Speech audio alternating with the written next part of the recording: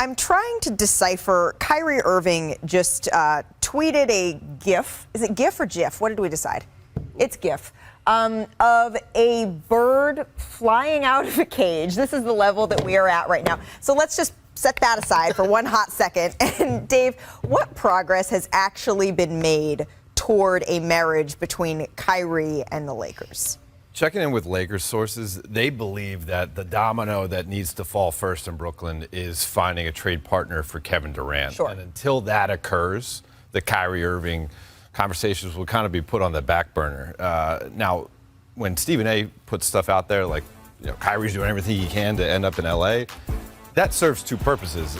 It can suppress the market for other teams that are out there in terms of what they would be willing to offer, because no one wants to have a malcontent join their operation, to certainly not give up assets that have any sort of value in order to get him on a rental, especially a rental in a situation where he doesn't want to be there. And so that can actually help the Lakers' pursuit of Kyrie in the meantime, because it makes their offer look better. Now, what can the Lakers offer? We know it's Russell Westbrook. It's the 2027 first-round pick, potentially the 2029 first-round pick.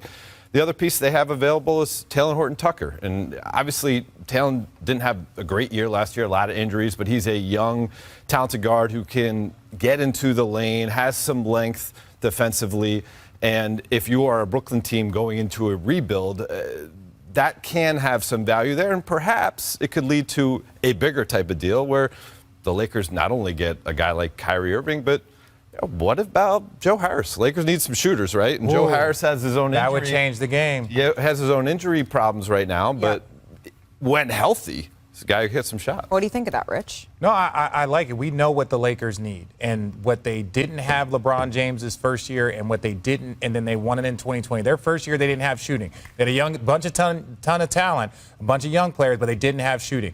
Next year, they get Anthony Davis. They add some shooting. They add some pieces. Guys develop, like Alex Caruso came out of nowhere, Kyle Kuzma. So they needed those athletic wings. That's what they've brought in. They've brought in some kind of utility guys. And now, if you can add in a guy that can actually shoot, and it's not even just the ability to knock down a shot, it's just the fear of it. Yep. They need the fear of it, and that's what they were missing last year with Russell Westbrook. And in that pick and roll with AD, they're like, hey, we're going to stay close to AD, blah, blah, blah. And even AD struggled to shoot. So adding any threat of shooting on that team, I think, goes a long way. Plus, Darvin runs a 4-out system. You can't run a 4-out system unless you have shooters. It just won't work. Yeah, and we saw that in Milwaukee. Surrounding LeBron with shooters. Has any team thought of this yet in LeBron's career? Look, the KD angle is big because if whatever Brooklyn does with Durant involves DeAndre Ayton getting signed and traded to them, or any player getting signed and traded to them, they need to cut a lot of money to get under the hard cap, which you're not allowed to go over if you get a guy in a sign and trade. And part of that will be turning Kyrie Irving's salary slot into something much less than $36 million or whatever his option number is. Obviously, Russ makes more than $36 million, so that becomes problematic too. So everything is kind of lumped together. And look, we just seem to be going towards this Russ and 1 or 2 first-round picks for Kyrie, because I just don't think there's anything else out there for Kyrie, unless the nuclear option is if the Nets get really desperate and need to cut money to fit something under a hard cap, would they ever buy him out? And if they bought him out, he gets to then choose wherever he wants to go. I don't know if he's going. And first of all, shout out to our guy Big Perk. They shout out to my guy Big Perk. No, I'm just he asked the buyout question. He asked the buyout question. I didn't know there was some chalk. There was some chalk on his knuckles. My point is we'll get you some lotion. My point is that we know that they do not want, ideally, Kyrie to be in that locker room on opening night.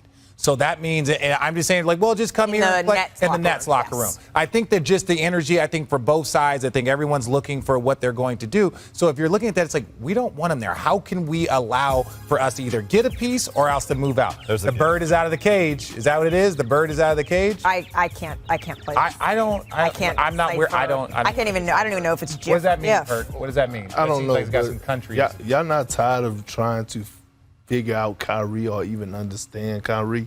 Here's the thing. If I'm the Nets, I don't even do Kyrie Irving a favor. Like, I trade Kyrie Irving wherever the hell I want to trade him. Who's ever going to give me the best piece back that's going to benefit us? I I feel like the Brooklyn Nets, they could work hand in hand with Kevin Durant. They don't have to do that with Kyrie.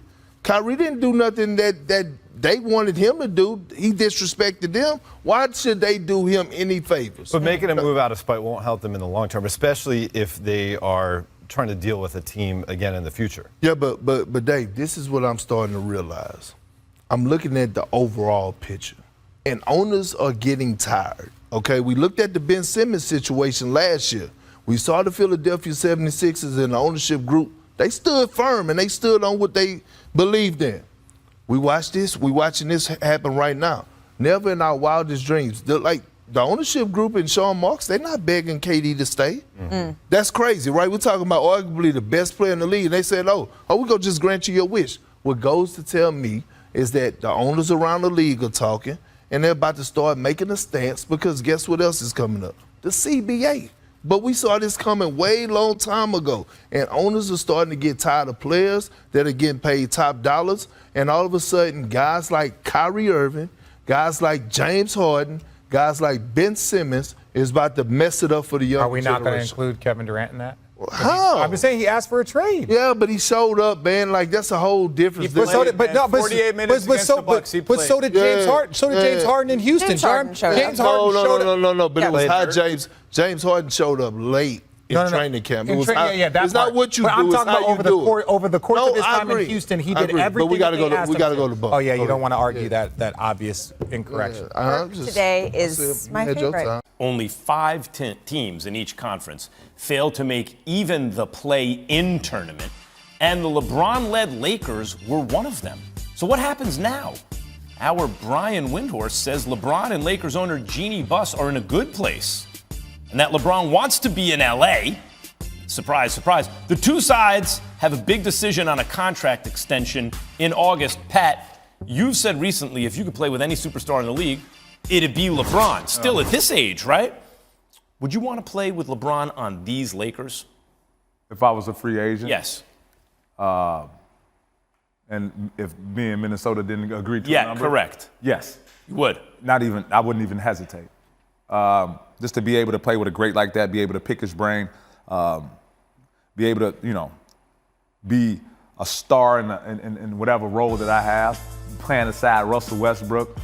Fantastic. I mean, we couldn't ask for, and playing for the Lakers, couldn't ask for a better job. So it sounds to me from a lot of your commentary today, and we were talking on the radio earlier, the kind of athlete eyeball test. You think some guys' reputations are over what the players in the league think, and some guys are the real McCoy. And obviously, LeBron fits into that category as great and greater than people even understand.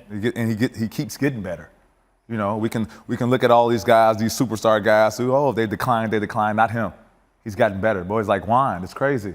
But what about the supporting cast, or you think you would help that? I help everyone, don't I? I mean, I don't lie. This is true. I help everyone I play with. Yeah, well, Key talked about it on KJM in the morning this morning, JJ, and everyone says about Patrick Beverley. Boy, you hate him when he's playing against your team, but damn, I'd love to have him on my team. You want guys like Pat in your locker room. JJ, not to mention on the floor, right? JJ, do the Lakers need to do anything to sell LeBron, do you think, on LA? No, no. Look, he went there. They had a treasure trove of young players and assets. They put them all on the table to get Anthony Davis, and they won a championship. Like his tenure. Bubble championship. Okay. Star. Okay. If you want to do this exercise, we can go year by year, and I can put an asterisk next to a lot of championships. I just said bubble Pat, championship. am I lying? Am I lying? One thing about you don't lie. No, you could put an asterisk to a lot of championships. Some. Okay. You want to go by year? Go last year. Last year, okay, there was a bunch of injuries. The Suns probably wouldn't have been true. in the finals if Kawhi Leonard doesn't tear his knee. But there's no fans. Milwaukee might not have beat Brooklyn. Milwaukee might not have beat Brooklyn. Kick Joe Lewis's 2019. Pat. Do the Raptors win if Kevin Durant doesn't tear his Achilles? I don't know. What about our fans? Some of the best fans in the world. Some of the best fans in the world. You think Milwaukee is walking into Boston in the bubble? You think the Brooklyn Nets are losing without Kyrie and James Harden? If they had Kyrie and James Harden, does Milwaukee get out of that round? Hey, man, James Harden plays with Philadelphia 76ers. I'm going back to the – all right, listen. Pat, outside of LeBron, what are the reasons that players should want to go to the Lakers, play for the Lakers, do you think? I think, obviously, L.A. Yeah. But that's pretty much it. You know, it's a lot of pressure playing for the Lakers. And we've seen this with Russell Westbrook. It's a lot of pressure playing. Everything you do will be dissected to the tedious, to the smallest amount. You know, you're talking about America's team. You know, it seems to me like Westbrook, it's like surprising what it does to some players, and especially if you're from there, I'm sure. But Lakers aren't for everyone. You have to be built a certain way. Like Kobe would even talk about that. But it would seem to me like they are for Russell Westbrook. But it didn't turn out that way. JJ, who do you think are the best coaching candidates for the job to be head coach of the Lakers? Look, on the Russell point, I'll say this because I've said this numerous times this year. The Lakers got who they traded for. There's nothing about Russell's play this year that I thought, oh, he's a different player than who he has been. No shooting around him. The decline in production is attributed to me in terms of the fit. They didn't have shooting. There was no spacing. You're talking about a ball-dominant guy playing with a ball-dominant guy in LeBron James. I'm not sure what the expectation was there for Russ, that he was going to be who he was and average a triple-double on that team. I don't think that was realistic. In terms of the coaching candidates, look, I think Mark Jackson deserves another shot. I think Mark Jackson deserves another shot. And I don't know if that's who they've targeted, who's number one on their list.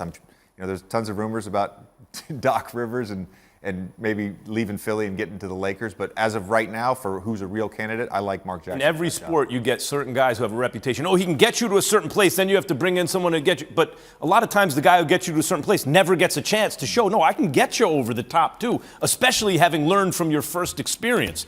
Mark Jackson, D'Antoni, Kenny Atkinson. D'Antoni for the Lakers? And Kenny Atkinson. With this crew for D'Antoni? You think D'Antoni wants that stress in his life? You know he's like 75 years old. That's my dog. I love him to death. But He's great. Hey, he can do the job.